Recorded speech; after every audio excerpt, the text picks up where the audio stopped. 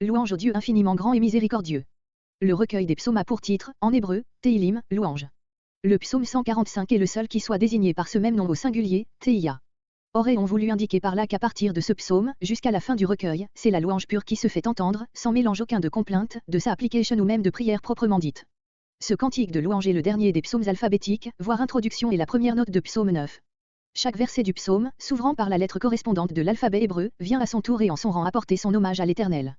Nous avons essayé de rendre comme suit les premiers versets du psaume, en commençant, comme le fait l'hébreu, le premier mot de chaque verset par la lettre de l'alphabet à laquelle correspond ce verset. On remarquera que la troisième lettre hébraïque correspond à notre G. À toi, mon Dieu, mon roi, j'adresse ma louange. Je bénirai ton nom à toujours et à perpétuité. Béni sois-tu chaque jour. Je veux célébrer ton nom à toujours et à perpétuité. Grand est l'Éternel, il est digne de toutes les louanges. Et sa grandeur est insondable. D'un âge à l'autre, on dira la louange de tes œuvres. On publiera tes hauts faits. Une lettre, parmi les 22 que compte l'alphabet hébreu, est omise dans notre psaume et il ne pouvait en être autrement, si c'est à dessein que le psalmiste a donné à son cantique 21, 3 x 7, versets. La lettre absente, le N, Nan, aurait sa place entre les versets entre 13 et 14, à l'une des coupures du psaume. Le nom de David, dans la suscription nous paraît, s'expliquer, comme pour d'autres psaumes de ce groupe, par la reproduction, dans ce cantique, de paroles d'anciens psaumes. Voir versets 2, 8, 15, 16. On peut intituler comme suit les trois parties principales du psaume. Le roi éternel, versets 1 à 7. Son règne, versets 8 à 13. La manière dont il l'exerce, versets 14 à 21. Verset 1. Verset 1 à 7. Le roi éternel. Mon Dieu, ô roi, littéralement, mon Dieu, le roi, toi qui es le roi par excellence. Verset 2. Chaque jour, à toujours. C'est ici le cri de l'âme humaine subjuguée par la vision de la gloire et de la miséricorde divine. Elle comprend que le rôle de la créature intelligente, au sein de l'univers, est de louer Dieu, de le louer chaque jour de nouveau, et cela, éternellement. L'idée même de l'interruption que la mort apportera à cette louange ne l'aborde pas, tant il est vrai qu'une telle interruption est peu conforme à l'ordre véritable des choses. On croirait entendre ici le cri d'adoration de l'homme que n'a pas encore atteint le péché. Le fait que de tels accents se produisent sous l'ancienne alliance, avant l'accomplissement de la rédemption, fait toucher du doigt la présence, au milieu de l'ancien peuple de Dieu, de l'Esprit divin, élevant par anticipation le croyant au-dessus de la sphère du péché et de la mort, dans cette sphère nouvelle où vit actuellement celui qui est en Christ, Éphésiens 2.6. Aussi comprend-on cette antique déclaration des rabbins, quiconque récite 3 fois par jour la louange de David peut être assuré d'être un enfant du monde à venir. Verset 3. Grand est l'Éternel, parole reproduite de Psaume 48.2. Verset 5. La splendeur de la gloire de ta majesté. Dans son saisissement, le psalmiste accumule les termes destinés à rendre l'impression que fait sur lui la grandeur de l'Éternel.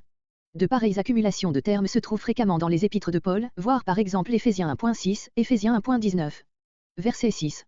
Tes actes redoutables. Ils le sont par leur grandeur même et par le caractère de jugement qu'ils revêtent parfois. Verset 7. On répandra, littéralement, on fera jaillir, comme une source bouillonnante, comparé Psaume 19.3, note. C'est de ce verbe nab, jaillir, qu'est dérivé le mot nabi, prophète. Ta bonté, ta justice. Ce sont là, au sein de l'infinie grandeur de l'Éternel, comme les deux cimes étincelantes sur lesquelles se fixe le regard du psalmiste. Le terme de justice doit être pris ici, comme en plusieurs autres endroits, dans un sens beaucoup plus large que celui de justice rétributive, voire Psaume 143.1, note. Verset 8. Verset 8 à 13. Le règne de l'Éternel. Voir Psaume 103.8, note. Verset 9. Envers tout. Il est à remarquer combien ce mot tout, accentuant l'universalité de la grâce divine, revient souvent dans ce psaume. Ceux-là seuls seront exclus, qui s'excluent eux-mêmes, verset 20. Verset 10. Toutes tes œuvres te loueront. C'est ici la réponse de la création à la sollicitude dont elle en l'objet de la part de l'Éternel. Au milieu de ce concert universel, le témoignage des fidèles a une importance particulière. Ils ont à faire connaître à tous, verset 12, ce qui les remplit eux-mêmes de joie, pour que, leur cantique de louange devienne celui de tous. Verset 13. Un règne de tous les siècles. Ce verset se retrouve presque textuellement dans le témoignage que Nebuchadnezzar rend au Dieu suprême. Daniel 4.3. Verset 14. Verset 14 à 21. La manière dont l'Éternel exerce sa royauté. L'Éternel soutient ceux qui tombent. Comparez le programme tracé par Ésaïe de l'œuvre du serviteur de l'Éternel, Ésaïe 42.14, Matthieu 12.18-21. Verset 15. Versets entre 15 et 16. Ce ne sont pas seulement les hommes, mais toutes les créatures, qui s'attendent à lui et vivent de sa bonté. Comparez Psaume 104.27. En son temps, à l'heure du besoin. Ce psaume était, dans l'ancienne Église, le psaume du repas principal de la journée. Verset 18. Qui l'invoque en vérité. Il ne saurait être près de ceux qui l'invoquent d'une manière formaliste, parce que leur cœur reste éloigné de lui. Verset 19. Il accomplit le souhait de ceux qui le craignent. Ce souhait est lui-même inspiré par la crainte et l'amour qu'ils ont pour l'Éternel.